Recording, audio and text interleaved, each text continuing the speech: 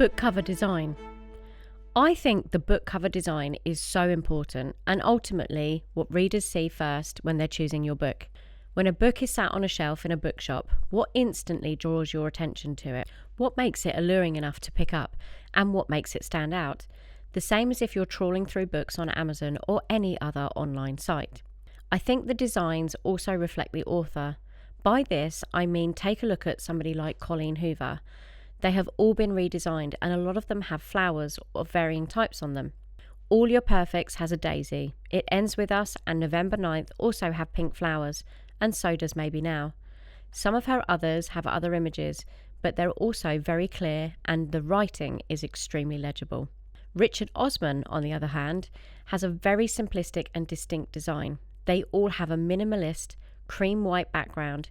His name is in big bold letters, and you will find that the title is in black slanted lettering with a basic image. Frida McFadden, on the other hand, has an extremely eye-catching design to match her thriller crime collection of books. They often have a simple, symbolic image placed centrally, and the colours match her spine-tingling novels, dark and bold, but with clear text. So, when you're contemplating what cover design is going to look like, try to consider what other authors have done. Does it match with your genre? And a little clue as to what the book contains, but without giving it away. Some other considerations when planning your front cover are the following. Indicate the genre. The cover should clearly signal the book's genre to potential readers. Know your audience. Design with your target audience in mind to ensure that the cover definitely resonates with them. Set the tone. The cover should convey the book's mood, whether it's mysterious, light-hearted, or even suspenseful. Visual design elements are important. Typography. Use clear, legible fonts for the title and author's name. The title should be prominent, while the author's name is clear, but typically less so. Imagery. Choose a central image that is compelling and reflects the book's main content. It can be a photograph or an illustration, but it should be high quality and definitely not blurry. The colour scheme. Use a colour scheme that fits the genre and evokes the correct emotions. Composition. Ensure the layout is balanced and visually appealing. A strong composition will use techniques like contrast and white space effectively together. The content and messaging. Create a sneak peek. The cover should offer a glimpse into the story to entice readers. And to include key text. Make sure the cover prominently features the title and the author's name. You can also include a tagline or a short blurb to provide more context. Consider all elements. Think about the back cover and the spine, which may include an author's bio, awards, or a longer summary. Some professional and practical tips. Use high-quality images. Low-quality or distorted images instantly make a cover look unprofessional, and Amazon don't like low quality for printing purposes and could reject it. Follow the simple design rules. Allow design principles to create a polished and professional look, but be prepared to break them to fit your unique style too. Personally, I have always used a professional designer to create my cover images for all of my books. Whilst I enjoy being creative and have some input into them, I think it looks so much better to have a designer to produce the initial design. The final cost of doing this can vary though. If you've chosen and been selected to go down the traditional route, then the publishing house will do all this for you. And you have the added benefit of things like embossed or raised covers, different finishes and even sprayed edges, which will always add to the wow factor when readers are buying your books. If you are a self-published author and on a budget, then I would highly recommend a company called Fiverr, so fiverr.com, with 2 R's, remember.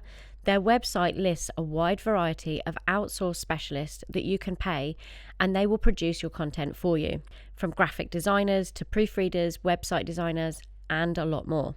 They all have ratings, so you can choose their level of expertise and their reviews. They all showcase their previous work via a portfolio, and their packages are priced accordingly.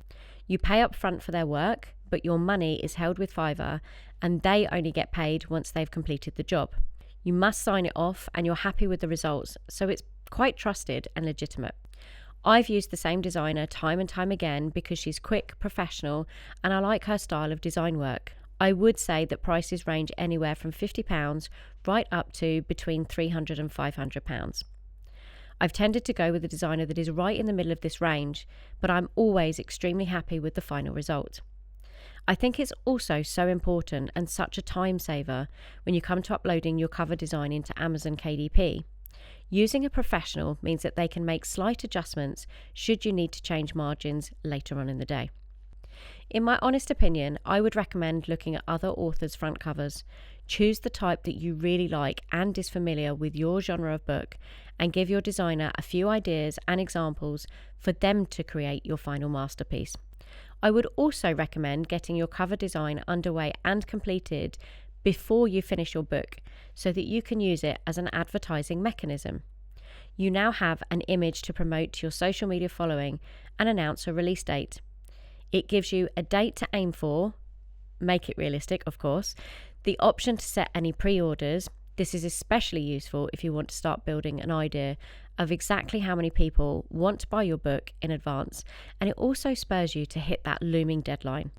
I like something to achieve. If I don't set a time that I want for my upcoming releases, it becomes so easy for it to drift out, and before you know it, your book due date has moved out by a year or even 2. Set yourself a goal and stick to it. One point to make: if you're self-publishing and designing your own cover, it's the use of barcodes. If you're only publishing using KDP, then you can choose a barcode that Amazon automatically generates for you. This is the tick box when I come to show you how to upload your book and the options in Amazon KDP. But this does limit you to only being sold on Amazon. If, like me, you also want to sell in bookstores globally, like Waterstones or Barnes & Noble, then you need a universal barcode for your books, and it depends on the country too. In which case, for the UK, you will need to go to Nielsen to obtain your barcodes. Please use the link below that will take you to their website. They have other options too, which means that you can either purchase a single one or in blocks. For example, one barcode is £15, or you can buy 10 for £70.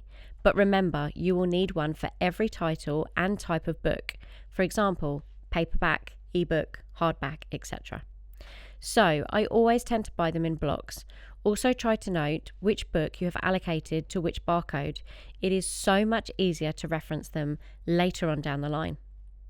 When you purchase your barcode, it is assigned to you as an author or a company. Please note that you cannot change this later on down the line. Please remember this part, as we will reference barcodes later on in the tutorial, and you will need to give your barcodes to your cover designer and any distribution companies or retail outlets. You will also have to enter the 13-digit barcode number into Amazon. They will then assign it to your books on Marketplace. It is a really important part of the whole process.